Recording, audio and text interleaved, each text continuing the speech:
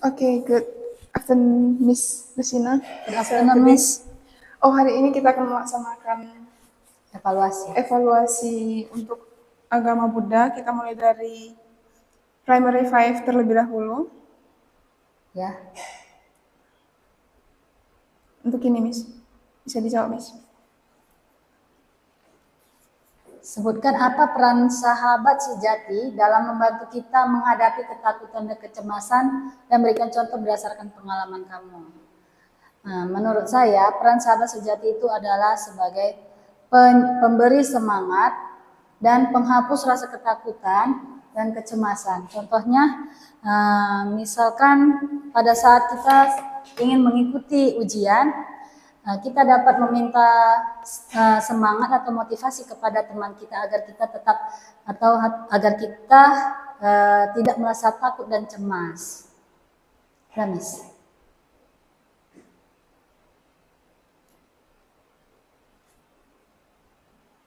Miss. Oke. Apakah yang harus kita lakukan agar bisa menjadi sahabat yang baik? Tuliskan dan jelaskan 3 langkah yang harus kita lakukan. Maka jika kita ingin menjadi sahabat yang baik, langkahnya yang kita lakukan adalah kita harus bisa menasihati teman kita pada saat membutuhkan. Kita harus dapat memberi semangat kepada teman tersebut dalam suka maupun duka, dan kita tidak boleh merasa iri terhadap teman kita dan merasa senang melihat teman kita susah. Seperti itu, Miss. Nomor 3, Miss. Ya. Sebutkan 3 pelajaran yang dapat kita contoh berdasarkan ilustrasi cerita sahabat yang baik yang ingin disampaikan tentang pentingnya persahabatan sejati.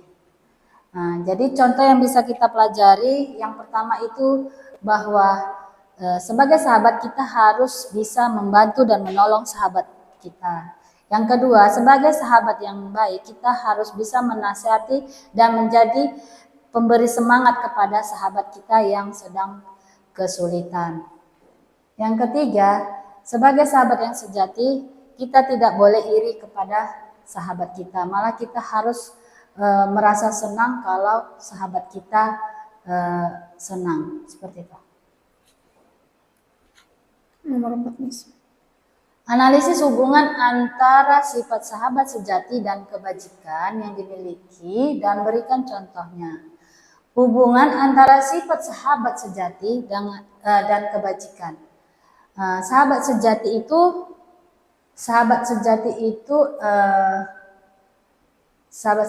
adalah orang yang selalu membantu dan menolong kita.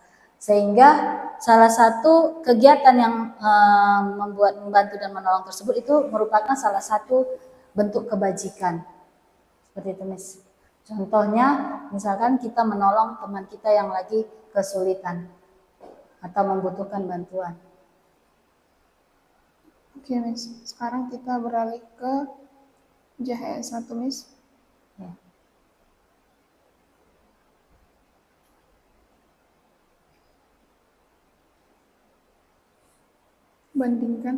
Bandingkan kewajiban dari siswa Dhamma dan kewajiban sebagai warga negara. Apa persamaannya dan apa perbedaan dari kedua kewajiban tersebut?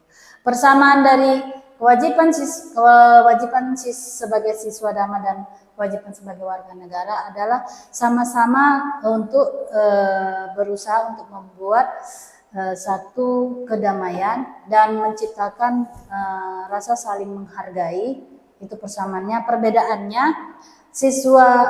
kewajiban sebagai siswa Dhamma lebih fokus kepada kegiatan keagamaan atau spiritual, moral, pengajaran tentang moral dan tingkah laku. Sementara kewajiban sebagai warga negara itu lebih berfokus kepada kita harus menaati hukum dan peraturan yang ada, menjaga persatuan dan kesatuan. Seperti itu, Miss. Lanjut, Miss. Jika seorang anak tidak menghormati hak orang lain dan tidak menaati hukum, apa dampaknya bagi diri sendiri dan masyarakat? Jelaskan dengan contoh. Jadi jika seseorang anak tidak dapat menghormati hak orang lain dan tidak menaati hukum, maka dia akan mendapatkan sanksi atau mendapatkan hukuman. Dan yang paling dapat dilihat adalah dia tidak akan mendapatkan kepercayaan lagi dari orang lain. Contohnya, seandainya kita tidak mengerjakan tugas, tugas atau tidak mengikuti ujian atau melawan guru, mungkin kita akan diberi hukuman, dan yang paling parahnya kita tidak akan mendapatkan atau tidak akan mengerti apa yang diajarkan guru tersebut. Seperti itu contohnya. Selanjutnya Miss untuk nomor 3. Bayangkan kamu adalah seorang warga negara yang menyadari pentingnya menaati hukum. Tulis sebuah paragraf tentang bagaimana menaati hukum dapat membantu jaga keamanan dan ketertiban di lingkungan. Oke. Seandainya saya sebagai seorang warga negara, saya menyadari menaati hukum dengan cara melaksanakan semua peraturan hukum, termasuk contohnya peraturan hukum lalu lintas. Seandainya kita berada di jalan raya, kita harus menaati rambu-rambu lalu lintas, dan seandainya seandainya rambu lalu lintas itu menunjukkan lampu merah, maka kita tidak boleh berjalan, dan lampu hijau kita boleh berjalan. Untuk selanjutnya Miss, nomor 4. Analisislah bagaimana tindakan membantu guru yang sedang sakit dapat mempengaruhi hubungan antara siswa dan guru serta keberhasilan proses belajar mengajar. Pada saat kita membantu guru yang sedang sakit, kita dapat membantunya dengan menjaga ketertiban pada saat di kelas, tidak membuat kebisingan, atau kita dapat mengunjunginya. Hal ini dapat menciptakan atau menambah hubungan yang baik antara kita dengan guru, karena dari situ guru akan merasa lebih dihargai dan guru dapat mempercayai kita. Seperti itu. Nomor 5 Miss. Nomor 5. Evaluasi konsekuensi jika seorang siswa tidak melaksanakan kewajiban seperti tugas dan pos belajar di kelas. Konsekuensi jika seseorang tidak melaksanakan kewajiban seperti mengerjakan tugas, maka anak tersebut tidak akan mendapatkan nilai yang baik. Kemudian dia akan ketinggalan pelajaran, dan dia tidak akan menerima pelajaran yang diajarkan guru. Seperti itu. Sekarang kita beralih ke untuk JHS 2 Miss. Tadi belum JHS 2 ya Miss? Tadi JHS 1 Miss. Ini baru JHS 2. Buatlah argumentasi tentang pentingnya menghormati norma masyarakat saat menunjukkan toleransi terhadap tetangga yang merayakan acara keagamaan mereka. Jadi argumentasinya bahwa kita harus merasa menghormati norma masyarakat saat menunjukkan toleransi terhadap tetangga yang merayakan acara keagamaan, harus menghargai mereka, memberikan mereka kesempatan, dan mendukung mereka dengan cara memberikan selamat dan memastikan tidak ada kebisingan sampai acara tersebut selesai. Sehingga hal tersebut menjadi salah satu cara kita menghormati norma masyarakat, khususnya pada tetangga yang sedang merayakan acara keagamaan tersebut. Nomor 2, sebutkan dan jelaskan 3 contoh tindakan yang termasuk dalam batas toleransi dan 3 contoh tindakan yang harus ditolak karena melanggar batasan tersebut. Tiga contoh tindakan yang termasuk dalam batas toleransi. Yang pertama, tindakan yang termasuk batas toleransi. Yang pertama, kita harus memberikan kesempatan kepada tetangga kita untuk merayakan hari besarnya. Yang kedua, kita harus memberikan selamat pada saat mereka merayakan hari besarnya. Yang ketiga, kita tidak boleh membuat intimidasi atau statement-statement yang dapat menyakiti atau merusak hubungan kita dengan kepercayaan lain. Kemudian, tindakan yang harus ditolak karena melanggar batas tersebut jika kita mendapati tindakan masyarakat tersebut merugikan orang lain, kita tidak perlu memberikan toleransi. Kita harus membatasi toleransi tersebut karena dia sudah termasuk melanggar hukum. Seperti itu. Di sini lebih ke contoh, Miss. Hah?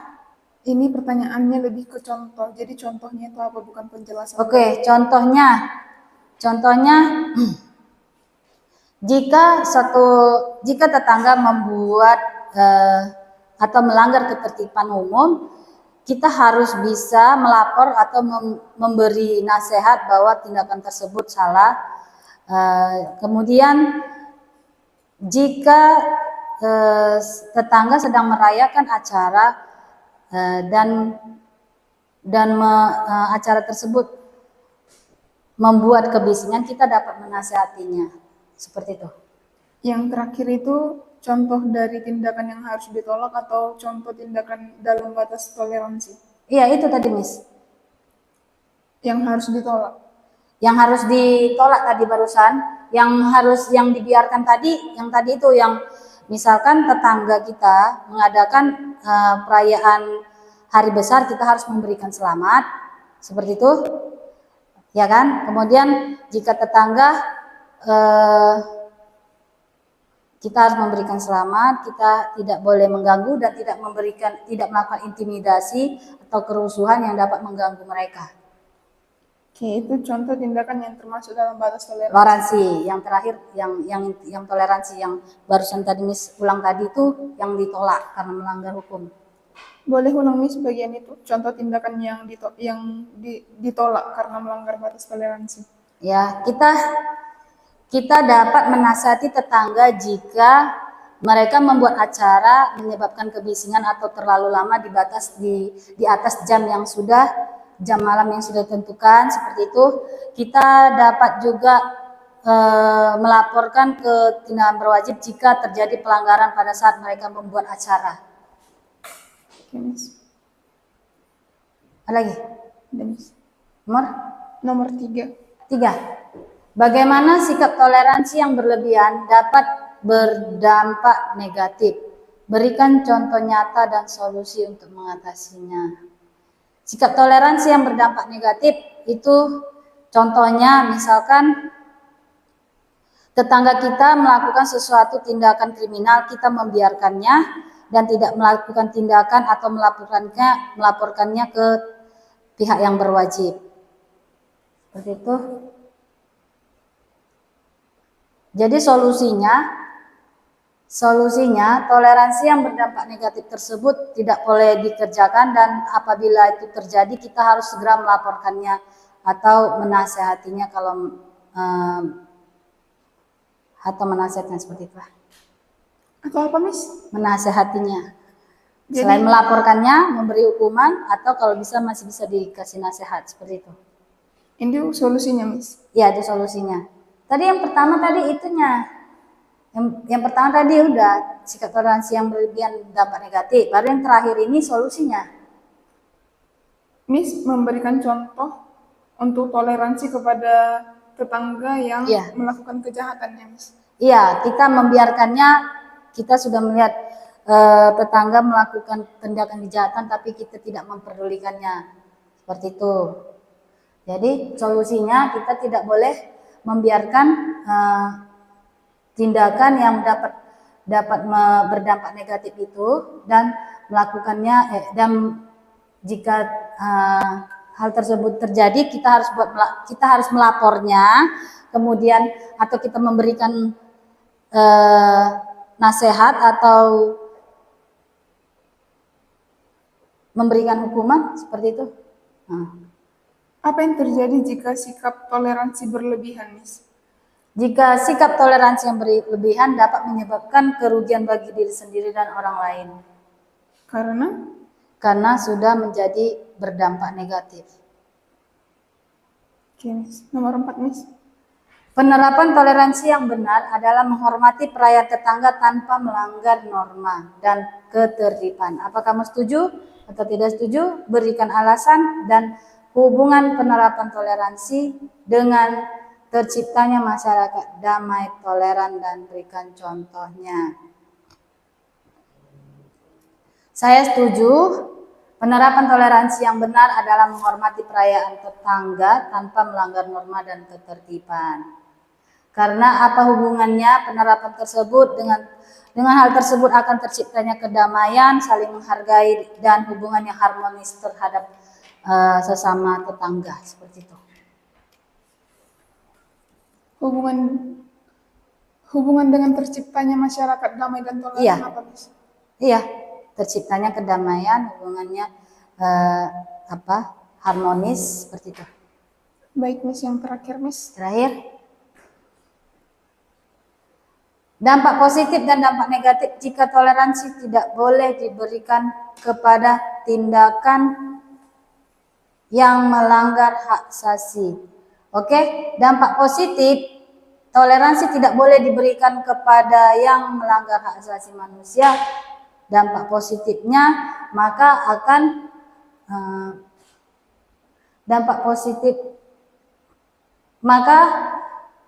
maka selanjutnya hak asasi manusia akan berjalan dengan baik dan dihargai dan dilaksanakan dengan baik. Dampak negatifnya tidak ada.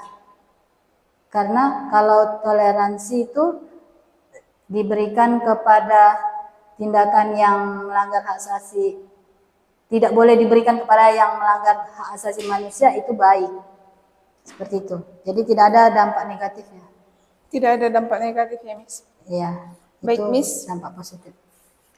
Saya rasa itu untuk evaluasi mata pelajaran agama Buddha. Terima kasih atas penjelasannya, Miss. Iya, sama-sama, Miss.